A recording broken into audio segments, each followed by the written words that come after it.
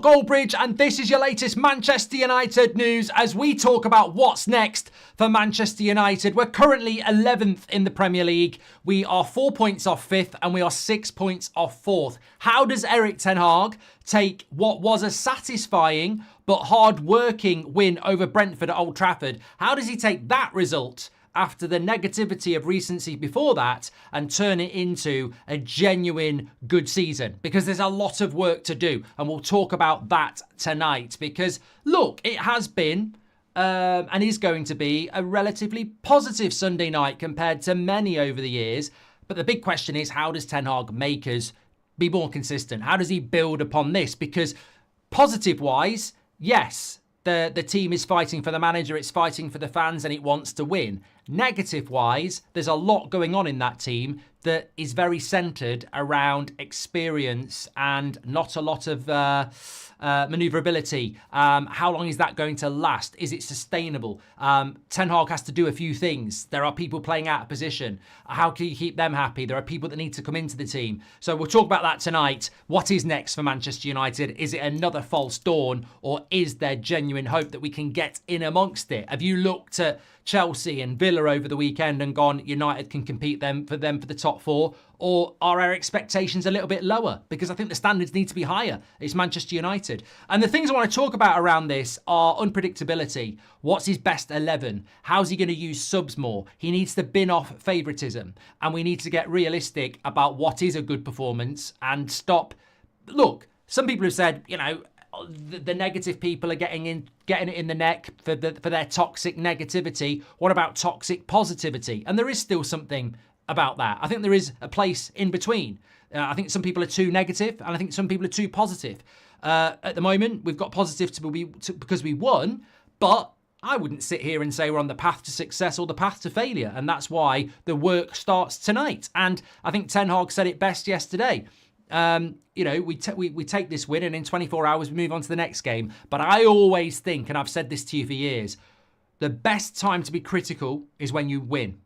We're always critical when we lose, and we're always overhyping things when we win. I think you learn the most when you're critical when you win, because winning is never enough. There's always a level to go to. If you're fourth, you could be third. If you're second, you could be first. If you're first, you could win the title. If you win the title, you could win the Champions League. If you win the Champions League, you can win the title in the Champions League again. There's always something to go for. You look handsome today, says Juan. We'll get your comments in. You're very, very welcome.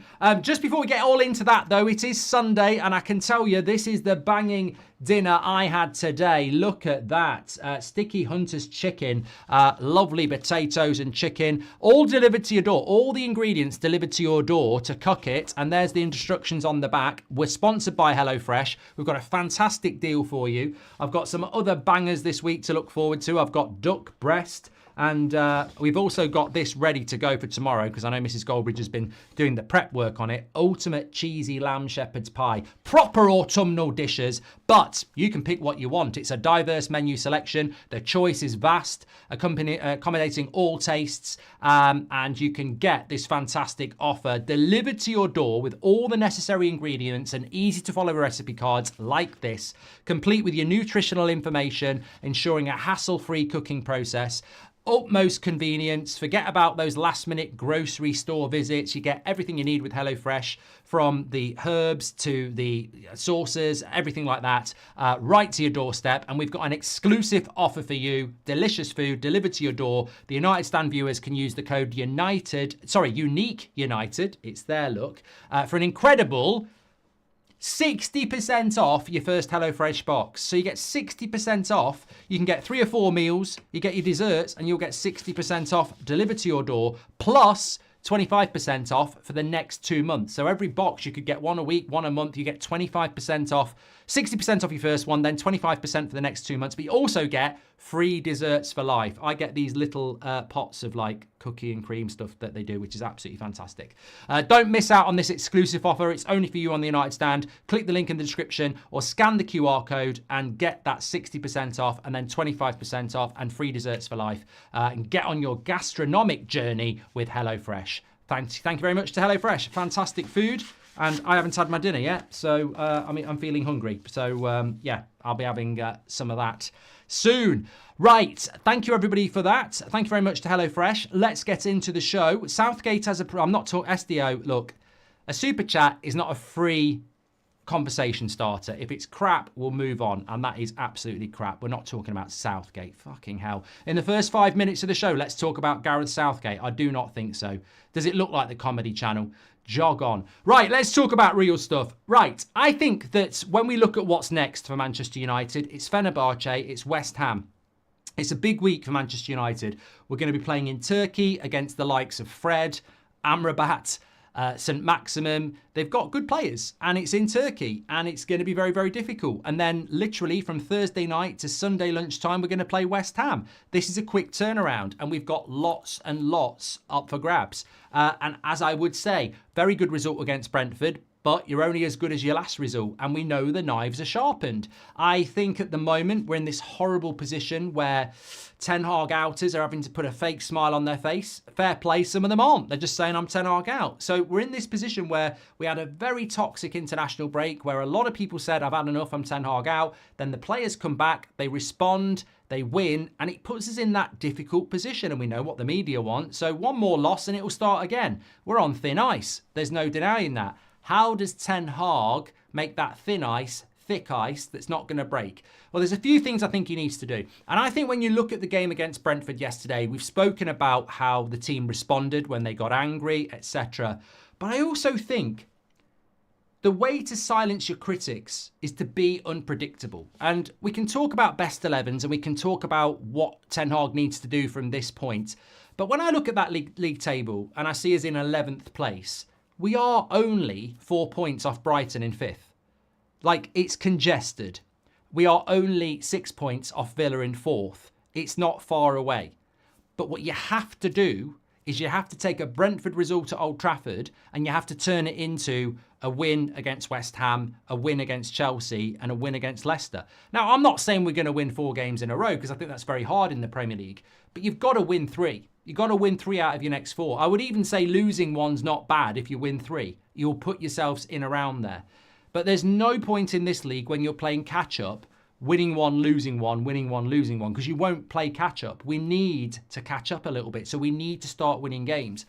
Now, he's got 2 choices here. He can keep doing it off a very small core of players. Like, he's very reliant on the likes of Eriksen, Johnny Evans, De Ligt, Rashford, Garnacho. You know, he's reliant on Bruno. He's reliant on Delo. He's reliant and he's narrow on what he's reliant upon. We're playing too many games for him to favour certain players. And we saw that yesterday with the subs. He doesn't trust his subs. He doesn't want to get them on. I was watching that touchline and Agate's ready to go for 20 minutes. Ahmad's ready to go. Ahmad doesn't get on. Agate gets 5 or 10 minutes. They're ready to go on. And you can see Ten Hag going, no, if I can just go another 5 minutes, if I can just go another 5 minutes with what I've got, he's got to stop doing that because he'll burn them out. We'll get more injuries. He can't play Johnny Evans 3 games in 6 days. You can't do that with Casemiro. You can't do that with Eriksen. So he's got to become unpredictable. And I think there was one point in the game yesterday that really epitomises how we can have success with this set of players and this manager. Unpredictability. And to do that, you need a lot of options. And to do that, you need a lot of confidence. And to do that, you've got to be on the front foot. And the specific moment I'm talking about is in the start of the second half. You're 1-0 down. You're angry. The ball goes in from Eriksen to Rashford. 1 touch. Whips a lovely cross to the back post. Garnacho's unmarked. Goal. We score that goal because we do something that Brentford are not planning for. Everybody knows United struggle against the low block. Everybody knows that United will overplay the ball. Everyone knows when Man United are going to put a cross in, they'll have a really long look and then they'll put it in. What do? Rashford does have a look, but he's not in a really obvious, I'm going to cross it place. He's a bit centre and he's a bit deeper. And he whips a lovely cross into the back post that Brentford don't anticipate, but Garnacho does because it's come from the training ground. It's actually been planned. It has to be because Garnacho makes such a well-timed run and Rashford puts it into such a good area and it's 1-1. And Brentford are like, hold on a minute. That was a bit unpredictable from Manchester United. And the same thing happens with the second goal. It's very quick. It's very direct. It's Eriksen into Bruno, little flick. Rasmus is through, little dink, lovely goal. We get back into the game yesterday because we're unpredictable. We don't break low blocks down. We've been rubbish against low blocks for years. But yesterday in the second half, because we were angry, we almost played on tempo. And that is something that Manchester United need to do. We're so predictable in what we do. We like the diagonal over the top. We like to overplay it. We like to get to the edge of the box and go, oh, we don't know what to do next. And actually, yesterday especially, but against Porto as well, when we freestyle it, but it's not freestyle because it's technical ability and it's teamwork, and it has come from the training ground, and we probably do it on the training ground all the time, but when we normally overthink things, unpredictability will set us free.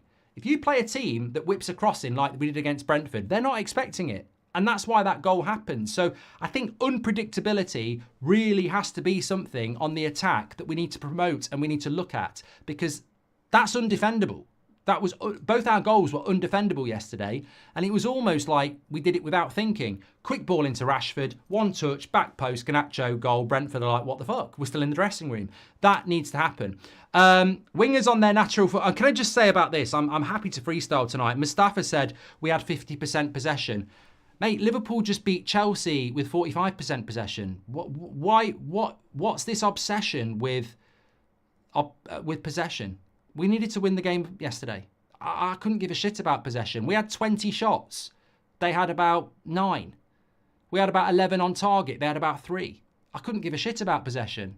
I saw some absolute clown on Sky saying that Man United sat back and counter-attacked. Well, I don't know what bloody game you watched, mate, because it wasn't Man United Brentford. We counter-attacked against the team that did sod all. We didn't. We just didn't look to... We played to our strengths, the same way Liverpool played to... Liverpool are top of the league. They've just let Chelsea have more of the ball. Will people be going, oh, it's embarrassing. It's embarrassing. It's not embarrassing. I thought the way we played the game yesterday with the limited results we've had so far, it's about getting results. We got the result yesterday, but it's how we go and take that into future games. And I think that leads lovely into the second point. We do need to be more unpredictable.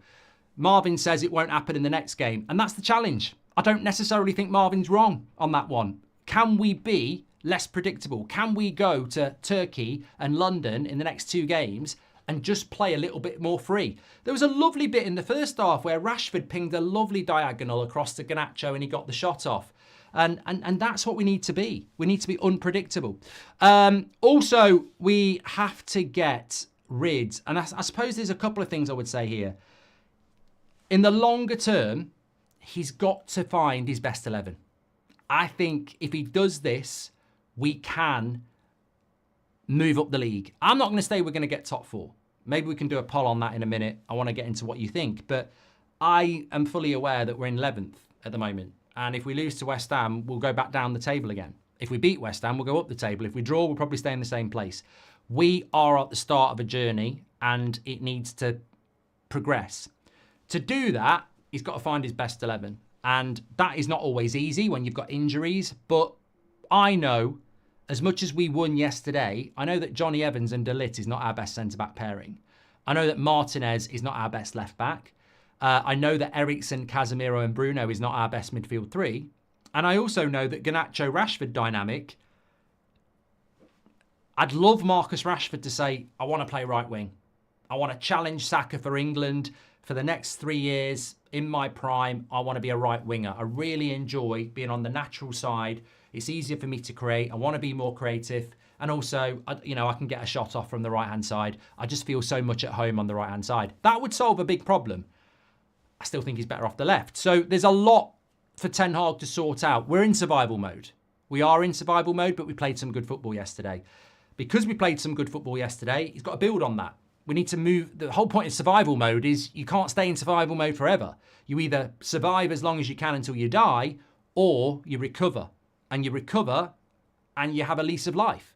It's a bit like, having a serious illness. You're either in survival mode until it kills you, or you're in survival mode until you get better. So if Ten Hag wants to keep his job, we need to get better. And there were signs yesterday that we could do. But he's going to have to build out his vision. Now, Mainoo's injured at the moment, so he would be in his best 11. Obviously, we haven't got a left back at the moment, so that's messing us around a little bit. But he has got to progress to that, because if he thinks he's sticking with what he's got, that will come unstuck at some point. And that's no disrespect to Casemiro or Eriksen or Martinez at left back or Johnny Evans at centre back, but he has got to progress to that. And that goes back to the subs. Favouritism will sink him. It is favouritism. It is. He's got to change. He's got to be adaptive. He's got a big squad. He's got to use Ahmad. He's got to use Mazraoui. He's got to use his left back. He's got to use Yoro when he comes back. He's got to get Martinez back at centre back. He's got to use Ugarte. He's got to use Mason Mount if he comes back. He's got to integrate Xerxes more. We are not Manchester City. Manchester City with Pep doesn't make changes some games, but he's got the best squad in the world and they've won loads of titles, and he will just pick a different 11 from a different 11. Subs to him, doesn't need to make him. We do need to do that. And he has got to do that. What I'm saying is, if Ten Hag's going to be successful this season, he's got to utilise 15 to 20 players well. He's got to trust them more. I understand at the moment, Villa and then Brentford, he's in survival mode. He's took 4 points from 6. That's not too bad. He's not made that many subs in those games. But he's going to have to do that. There are too many games. And also, there are too many players that have cost a lot of money that need to give more to the shirt. So he's got to start integrating them better. Because if he just says, I'm not subbing Eriksen, I'm not subbing Casemiro, I'm not subbing De Ligt, I'm not subbing Rashford, I'm not subbing Rasmus, I'm not subbing Delo, I'm not subbing Bruno, then very, very quickly you end up in a situation where you can predict his subs because he'll only sub 1 or 2 players.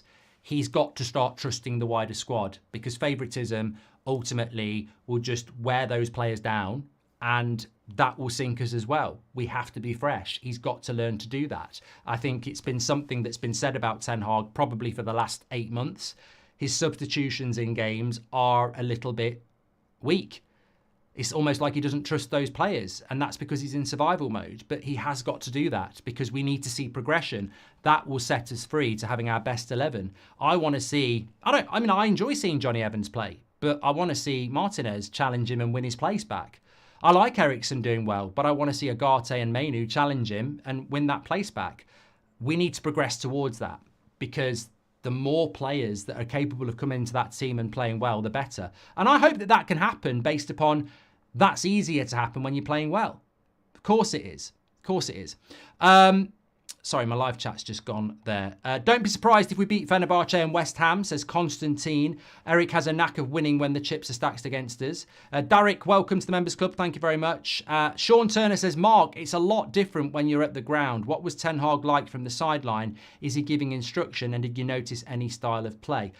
You know what, Sean? I disagree with this, actually. I like being at the game when I can be because I like to follow different things. I don't want to repeat it, but Onana is out of his box a lot more than you see on TV because the camera's not looking at Onana, it's looking at where the ball is. But it's interesting to watch the touchline. Ten Hag very rarely leaves his technical zone. Thomas Frank was back and forward. Ten Hag very rarely leaves it. Most of the time, he stood there with his arms folded. Obviously, he's very stressed, but he never leaves the technical area. He's always there. And the substitutions don't normally come from him. It normally comes from Rennie Heck or Ruud going and speaking to him. But look, not everyone can get to a game. And one of the great advantages you have with TV is you get all the replays, you get all the angles. So, yeah, I mean, it's great to be at the game. But I also would say there are disadvantages unless you've got a screen in front of you where you can just click replay. And at Old Trafford, they don't have that yet. Do you feel there has been a big fallout now with Ineos and Sir Alex? He was at Aberdeen, Celtic yesterday instead of United, says Alice All-Star Robertson. I don't want to talk about this because I got told that was a long pre-arranged thing that he was going to be at Celtic against Aberdeen. I think that we will see Sir Alex Ferguson at Man United games, and I don't think there's anything in it at all about him wanting to, fall out with Manchester United.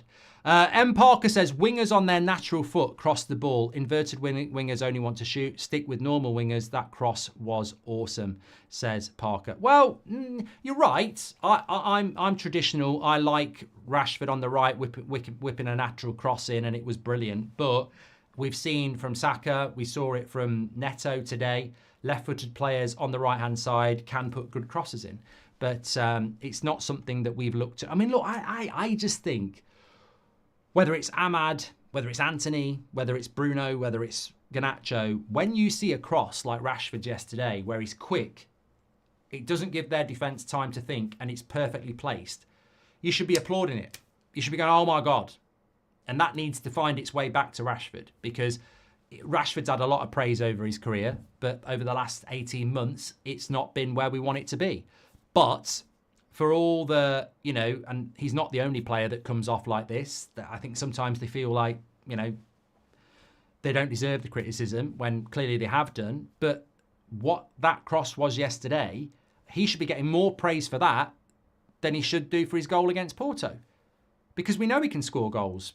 But what he did yesterday, is actually, to me, more important. That's what I want to see from a winger.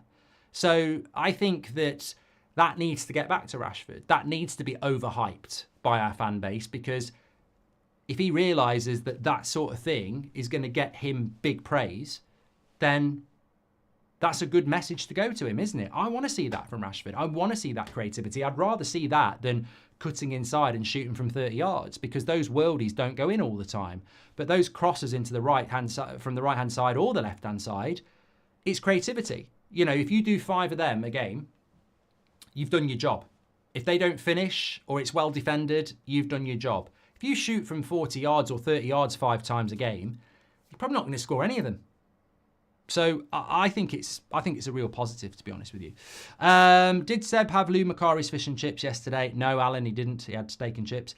Wingers on their natural foot crosses the ball. I've done that one from Parker. The performance in the second half should be our base level, says Pete Phillips. The problem is we only seem to play with our back to the wall. Good teams will punish us, says Pete. Mark, Southgate is approved. I mean, look, I watched Chelsea today. We've got West Ham next week, which is difficult. I think if we could beat West Ham next week, I don't want to go too far into the future. If we could beat West Ham next week, we've got Chelsea and Leicester at home. Now, they're not a given. Leicester have just come from 2-0 down against Southampton. They're the sort of team that we could bloody draw or lose to. So I'm not going to say that we're going to easily beat Leicester, but it is at Old Trafford.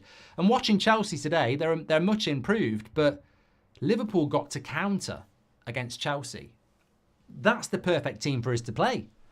If Chelsea play like that, I'm happy for Chelsea to have 55% of the ball if we can counter them at Old Trafford. So there is hope, but we've just got to build on this, of course. And that's what we've got to look at. Style of the goals were encouraging, simple and direct, says Kyle. Getting Leao would force Rashford right, would force... We've got Garnacho, the Duke. And hi, Mark. Who do you think if Xerxes played number 10 for more ball retention, says Valencia on the beat? Mate, honestly, I don't really want to talk about Xerxes because it's too early and I don't like criticising new signings, but this nonsense that Xerxes could play at number 10 instead of Bruno, you need to watch Xerxes. He's just not moving quick enough at the moment. He's quite... he's too slow for the Premier League at the moment. He's a new player, and you could say the same about Agate. You could say the same... Well, we haven't seen Yoro yet. De Ligt took his time to adjust. But there is no logic to Xerxes playing as a number 10. When you see where Bruno Fernandes is, he's on the edge of his own box, he's at right back, he's at left back. He's part of the defensive shape. I would not be trusting Xerxes to do all of that. So for me, Xerxes as a number 10 in this system, I think would be a problem at the moment because he's just not moving around quick enough. He needs to get... Xerxes' problem at the moment is confidence, but it's also adjustment to a much quicker league. We need to be more patient. Maybe he can become that number 10. I won't be throwing him into Fenerbahce or West Ham. It could be a bloody nightmare, mate. And when a player hasn't got confidence, you got to drip him into the team. Thank you for the comment, though, Valencia on the beat, but hopefully that makes it. And also, I think it's important to say this as well. A sense of realism is important. That's what I wanted to talk about on this show tonight. You know, if Ten Hag does these things, we can build on what we've got. But there is a reality that we are in 11th, and as much as we're 4 points off 5th, God knows what's going on behind us. So we've got to be very, very realistic about the fact that we've won the game, but it's time to go to work. It's time to be critical. It's time to look at where things went wrong, praise what went right, but look at where things went wrong and how do we change that and do better next week. One of the big problems we have is that, yes, there's player FC, isn't there? We spoke about that this morning. There's Ten Hag out. Negativity. But there's also toxic positivity as well. You know, I'm not toxic with my positivity. I thought that I want United to win. I don't want to see a manager sacked. I want these players to perform for the players, and I want to build with what we've got. I don't want to see another rebuild. It might have to happen, but I don't want to see it. But I'm also realistic that if we hadn't won yesterday and we hadn't come back from 1-0 down, regardless of the unlucky nature of the goal, you're in big trouble. So you're on thin ice. I look around on social media today and I can see people going, oh, you know what? It's time we acknowledged how good De Ligt's been as a signing, or how good Rashford's been this season, or, it's time we acknowledged that just what a brilliant player Delot has been over the last 6 months. And I'm like, whoa, calm the fuck down. Like, this is what I mean about standards. These players should be encouraged for the result yesterday, but let's not start turning a win against Brentford into saying these players or that player have had a really good season, and it's almost like it's a hidden story that they've had a really good season. Tell me a Man United player in the first 8 games of the season that have given 5 7 out of 10s. So what are you talking about? It's time to talk about what a good season he's had. No, it's not time to talk about that. We are where we are because we haven't done well consistently. And we must not keep falling back into the toxic positivity trap of going, oh, we've won a game against Brentford. You know what? It's time to start praising this player because he's had such a good season. We haven't. We haven't had that. We haven't had a season like that. We haven't had a player this season that's been even a 7 out of 10 every single game. That's consistency. That's what you'll see in a Man City shirt or a Liverpool shirt. We haven't seen that in a Man United shirt, and we should see that. So that's the gauntlet. That's the challenge. Praise the players for the good performances, and many players played well yesterday. But let's not run away with it and go, we've beaten Brentford. Let's start talking about this player who's had a great season when they bloody haven't. We're Manchester United. There's a lot of money swashing around the bank balances of those players. I don't think there's one player this season that I would go, you've been really consistently good this season. I think Eriksen's come into the team and done well. I think for new signings, Mazraoui and De Ligt have done reasonably well. I think Onana's had a reasonably good season. I think Garnacho's had a reasonably good season. You could argue Rashford's been reasonably good this season. There's other players that have been reasonably good but haven't played that much because of injury or something. But we've not consistently given 7 out of 10 performances yet. So that's where toxic positivity can cause a problem, because all is forgiven after one game. And how many times do you want to walk down that trap of going, oh, everything's great, praise them, praise them, praise them, praise them. Oh, they're shit again. So this is what I mean. I think when you look at Man United this season and you look at Man United over the last 10 years, it's the old Man City, West Brom analogy, isn't it? Where you come from 2-0 down at the Etihad and win 3-2 in the second half. You think everything's great. The players are brilliant. Next game's West Brom at home who get relegated but beat us 1-0. We have to take it game to game. And I think accountability comes at your strongest point. If I had the players in tomorrow like Ten Hag's got, I'd be saying, well done on Saturday, back to work. Right, you know what? We know what we did well. Brilliant. Let's look at what we did badly. Let's build on this, because you know what? That's Brentford. But if that was Chelsea, they'd probably beat us because of this, this and this. We made these mistakes. Let's get better. Let's go and keep winning. And that's the standards. As I said at the start, fourth should be third should be second should be first should be win it again, win the Champions League. There's always something to go for. And every day when you're winning, you should be challenging yourself. And that's what we need to do. So, yeah, there is, of course, there's negativity, but there is also positivity that doesn't do us too much harm. We don't want to fall back into Manchester United. We don't want to be falling into winning team or, none of that shit matters. Every single day needs to be get back to work day for Manchester United. And I think Ten Hag has that principle when you listen to what he says and what people say about him. But we need to get that buy-in from the players. And that's why when they do things well like yesterday, they need to see that positivity. They need to see that praise. And I don't think one player walked off yesterday feeling like they weren't appreciated. But I think every one of those players should walk off that pitch yesterday and know they can do better. Even if you're man of the match, even if you're Garnacho, he could have had 3 goals instead of 1. Even if you're De Ligt, there was probably a couple of tackles he could have made that he didn't make. So everybody can go up to a level, and that's where we are at the moment is not where we need to be. We're a mid-table club at the moment, aren't we? I mean, I don't think we're a mid-table club, but the Premier League says, the table says that. So you've got to go to West Ham and win. Of course you have. And the fact that I think that that's a difficult game betrays my lack of trust in this team. And that trust is not going to get built on one good performance, but it can be built. Hoping yesterday's performance kicks them into gear, says Josh. Thank you very much, Josh, who's been a member for 52 months. What do you think about Jose on Thursday? Well, look, we'll be building towards that during the week, of course, but I think that with Jose, I'm just really excited about that. I mean, you know, we're here for a good time, not a long time, and sometimes football can throw up, you know, romanticism, I suppose. Jose is a manager that I've always massively admired. I think everybody does. I think time has been kind to him in relation to, I think everybody agreed he needed to get the sack.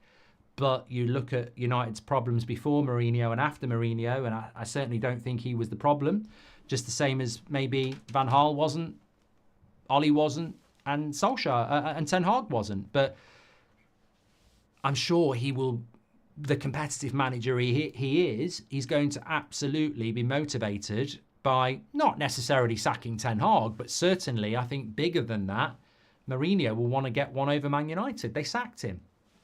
People will turn it into Jose against Ten Hag. I don't think that's the motivator for Jose. I don't think Jose will hold an opinion against Ten Hag so strongly that he wants to be the guy that sacks him. I think his biggest motivator will be to beat the football club that sacked him, which was Manchester United. So that will be the angle, there's no doubt. And, you know, Amrabat, we didn't take him on.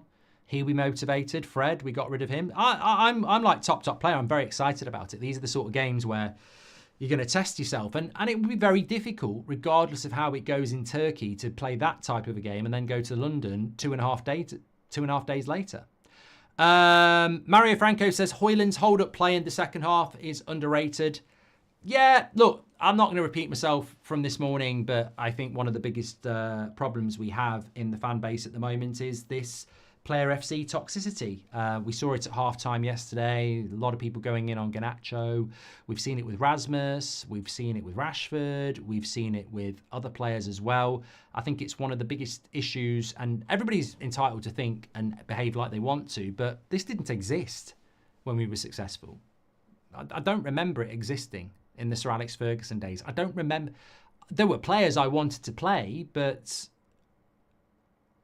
it was never like that.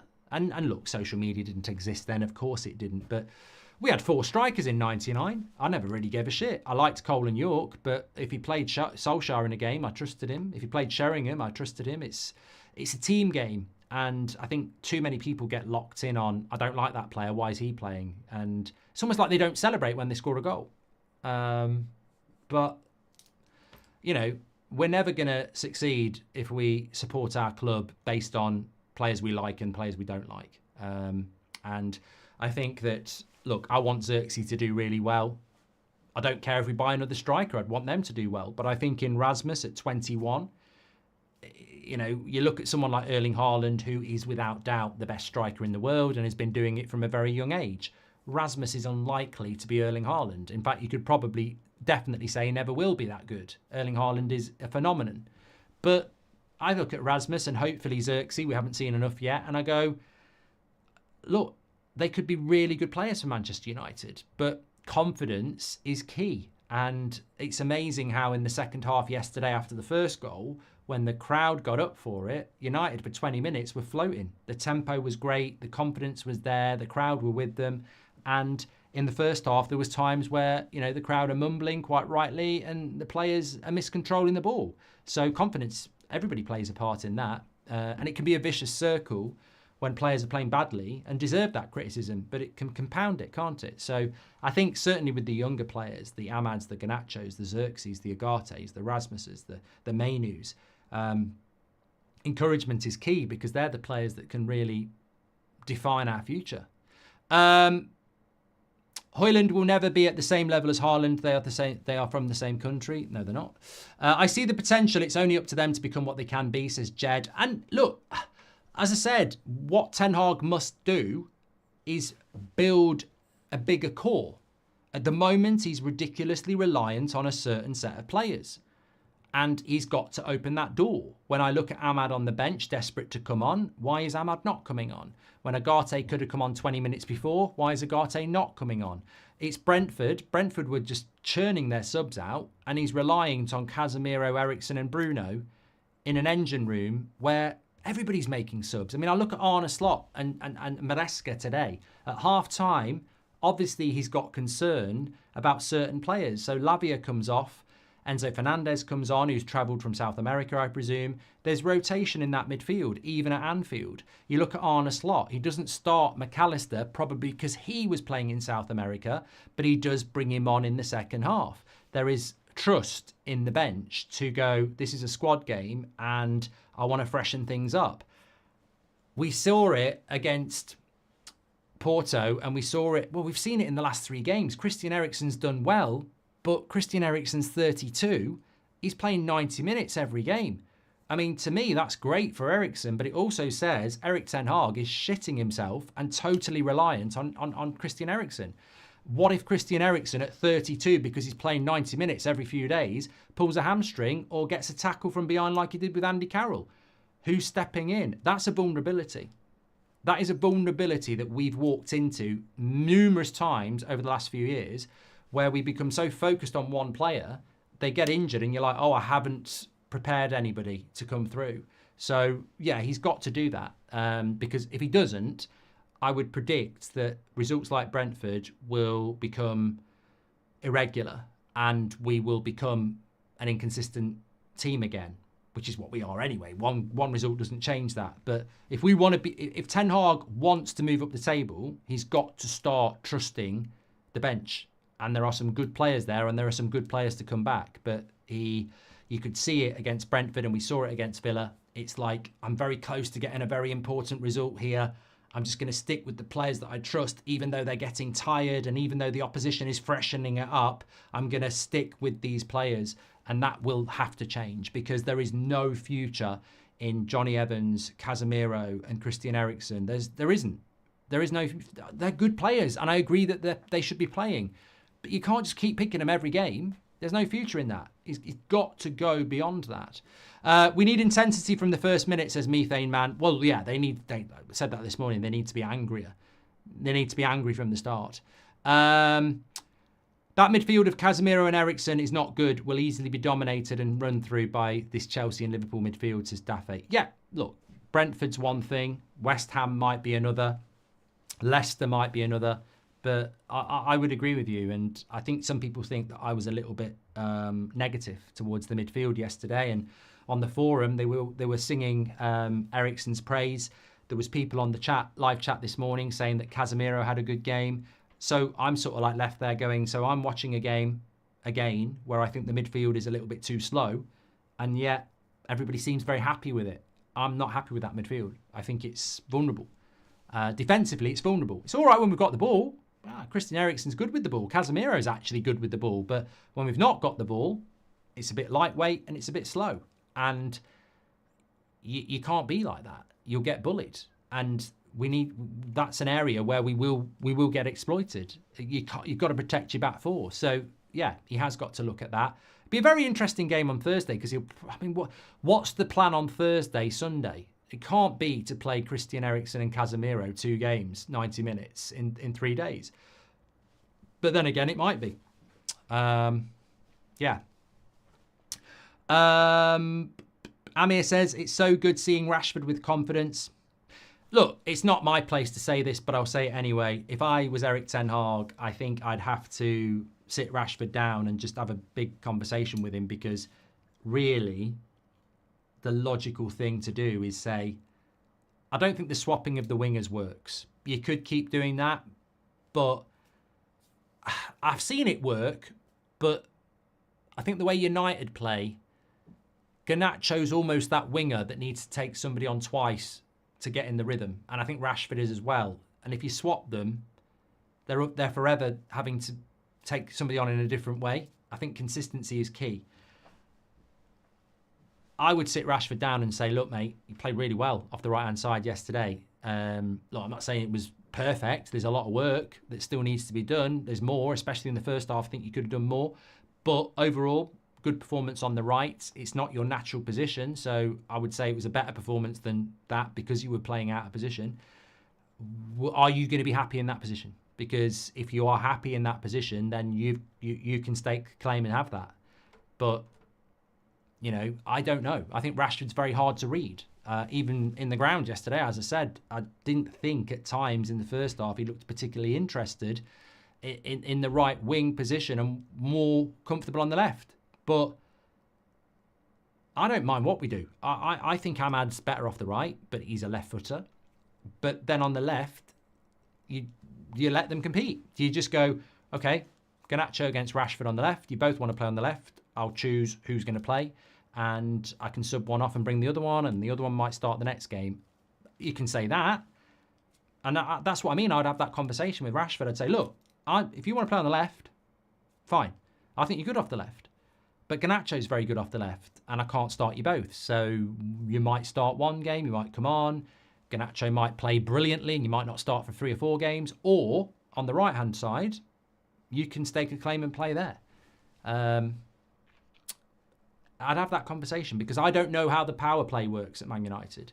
I don't know how that works. I don't know whether, a senior player is going to go, yeah, I'm not happy with that, Gaffer. I understand what you're saying, but I want to play on the left. And, I think I should be starting on the left. So these are things that Ten Hag needs to sort out, because if you could find a solution with Rashford off the right where he's happy to play there and he's content, then it could be really, really, really useful.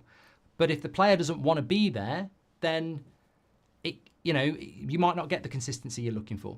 And I think it's also going to be very interesting about the centre-back pairing. I don't think people really think about this. And the midfield as well. What's the best midfield? Is he thinking about Mainu, Eriksen and Bruno for the rest of the season? When Mainu comes back, is Eriksen a stopgap? At the moment, I would say that Eriksen's not going anywhere fast. I think Eriksen's probably going to be in his starting lineup every game he can get him in. At centre-back, you'd say the same about Johnny Evans. I don't think Johnny Evans is seen as a stopgap either. So, yeah, it's this is what I mean about what's your best 11, what's the long-term vision, and why don't you trust your bench enough at the moment? And are you going to trust your bench at the moment? Because what game is he going to start making subs in? If he's not making subs against Brentford at home, he's hardly going to start making subs away at West Ham, is he? So, yeah, I think all these things are things that we need to see if this Brentford result isn't just going to be a drop in the ocean. I mean, the worst thing will be beating Brentford, drawing against West Ham, losing to Chelsea and beating Leicester. That is meh. That won't get him sacked in the international break, but it won't get us back anywhere near the top 4. Some would say it's better than losing more games, but actually we are in a position now where I think all of us would say it needs to go one way or the other. We either really need to see improvement or it needs to end.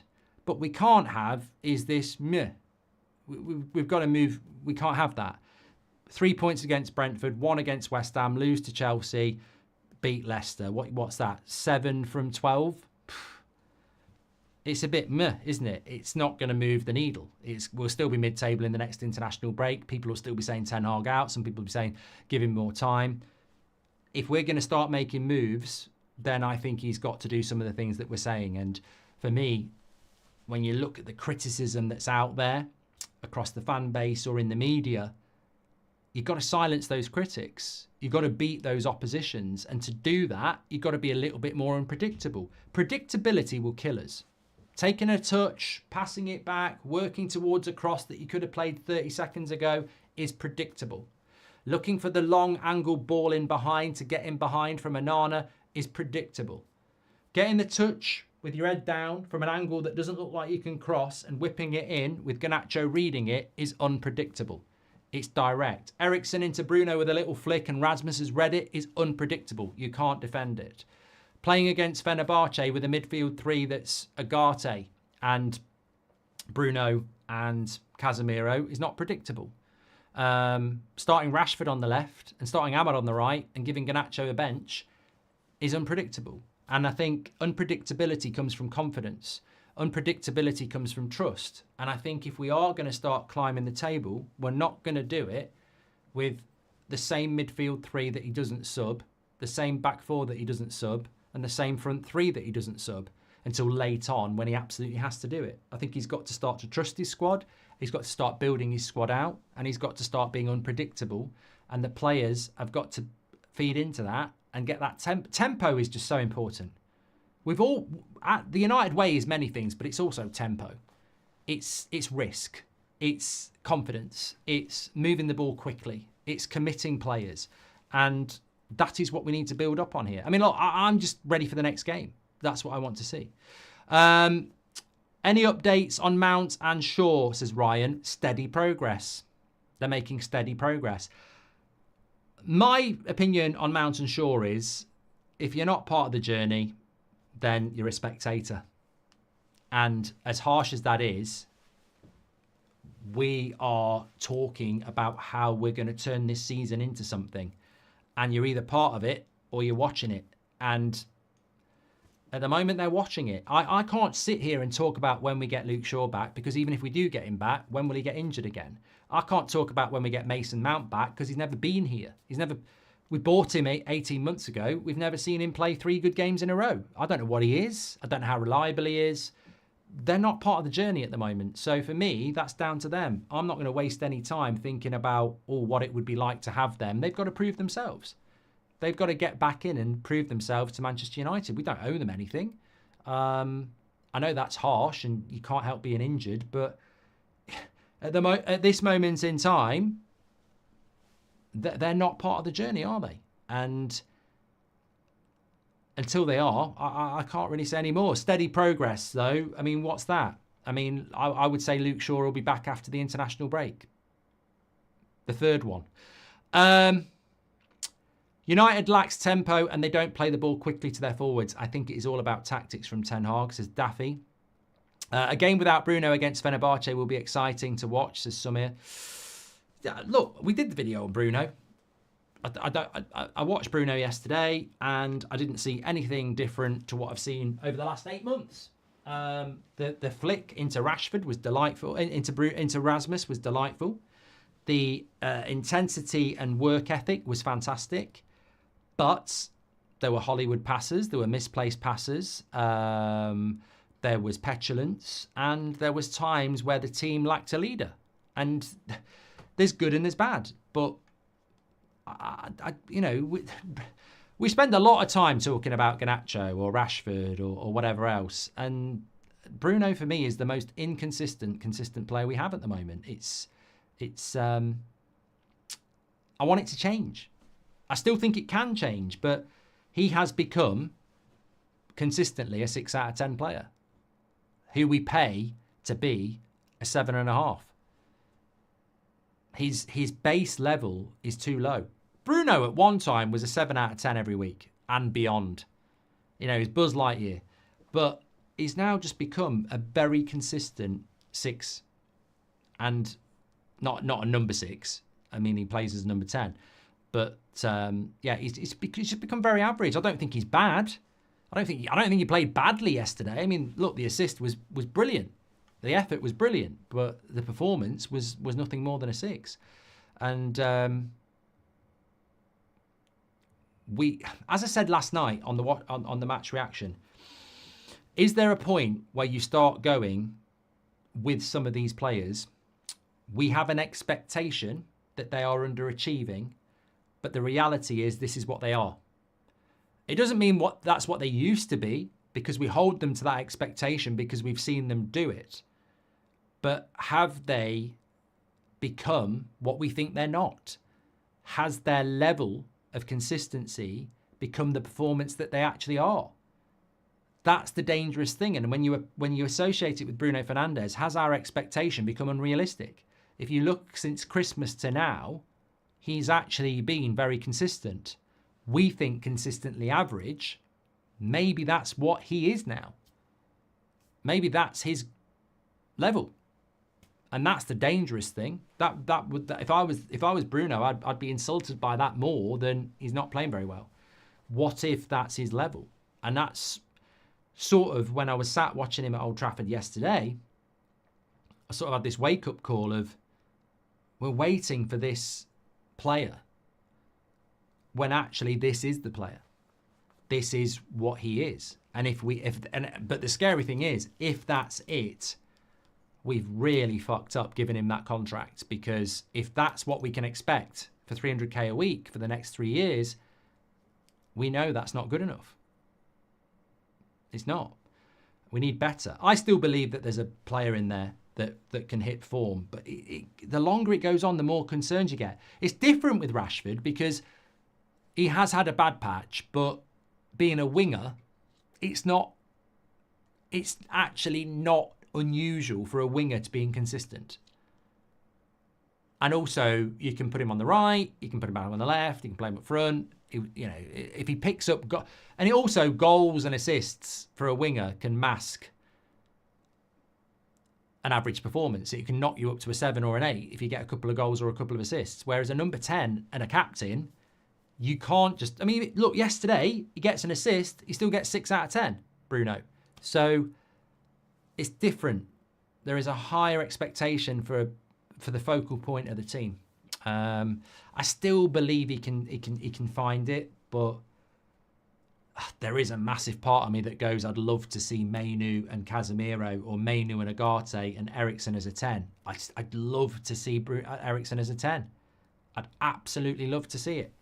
I don't think he's a 6. I don't think he's an 8. I never have. I think he's a 10. I think he's a number 10 playing in the midfield, and I'd love to see Eriksen play there. And the stupid thing is, it's less running for him as a number 10. But I don't think we'll ever see it, because the club is committed, as we saw with the new contract, to Bruno. So it's about how we get Bruno up a level. Bruno's time is up. He cannot keep hold of the ball. We need to go all out for Musiala. He will transform us, says Tarendo. Well, I think long-term, they've got to look at an heir to Bruno's throne anyway, because he's 30. But and it's the Premier League. But yeah, we're not there yet. Problem we have is we can't rotate the fullbacks, so all these games in close proximity is causing problems. How and why didn't we get one is absolutely baffling, says Scott Page. Yeah, well, look, you're not watching the Formula One, Mark, says Paulson. I probably will go and have a watch of it now, yeah. Thanks very much for your reminder and your super chat. Yeah, the left-back situation's problematic. I thought Martinez did okay there yesterday, but yeah, he's not a left-back. I know he can play at left-back, but he's not quick enough. You know, a fullback needs to be stamina quick. And you see that with Delo, and you see it with Shaw when he's fit. You see it with Andy Robertson. Vardial does very well at left back for Man City, by the way. But look, people have stood in at left back and done a decent job. But this is the Premier League. You're trying to get in the top 4. You should have a bloody left back. You definitely should.